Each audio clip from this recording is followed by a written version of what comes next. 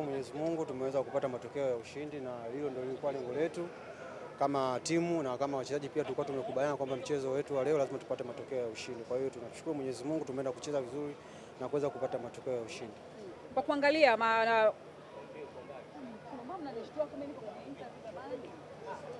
Kwa kuangalia tu Duchu, kwa namna ambavyo mmeanza leo, ni wengi ambao sio mara nyingi kupata nafasi, lakini imekuwa ni fursa kiasi gani kwenu?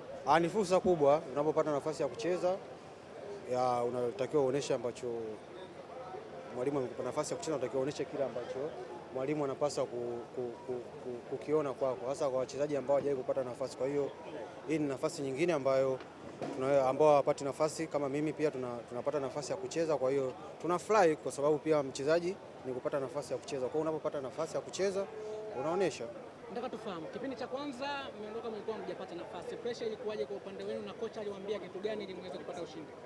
Nadhani toka tunaingia hapa, toka tunakuja kwenye mchezo, mwalimu ametuambia kwamba tunatakiwa tucheze kwenye zile mbinu ambazo yeye anatuelekeza. Ukiangalia ni wachezaji wengi hawajacheza, kwa hiyo lazima game iwe tofauti. Ukiangalia kikosi kizima asilimia watu wachezaji hawajacheza, kwa hiyo lazima mechi iwe ngumu kwa sababu ndio kwanza mechi ya kwanza leo tunacheza, lazima iwe tofauti. Na lazima ukiangalia hakuna mchezaji ambaye amesha labda kwa mechi 3 mfululizo, hamna. Mmoja anacheza mechi moja anapumzika au anapata nafasi kabisa. Kwa hiyo mechi kama hii inapotokea na kutokana na timu kama Mafunzo, nadhani watu wameona ni timu nzuri ambao wamekuja kweli kufanya kwenye mashindano. Kwa hiyo kulikuwa kuna ugumu kwenye kipindi cha kwanza, lakini mwalimu yeye alituambia kwamba tusitoke kwenye mbinu zake, tucheze vile anavyotaka yeye. Lakini pia imewapa funzo gani kwa kuanza? Wengi waliamini kwamba huenda mkawafunga goli nyingi, lakini imekuwa ni tofauti. Ninyi imewapa picha gani mnakwenda kukutana na Mlandege ambao mara nyingi mkikutana nao huwa wanawasumbua sana? Kwanza lazima tujue kwamba hakuna timu dhaifu kwa kipindi hiki, timu zote ziko vizuri.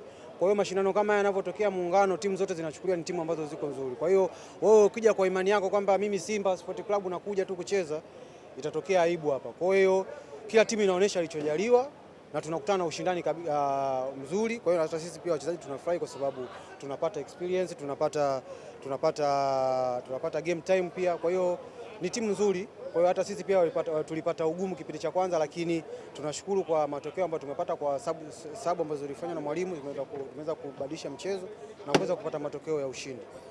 Upande wako sasa, michuano hii inakuwa na maana gani na upatikanaji wako wa nafasi?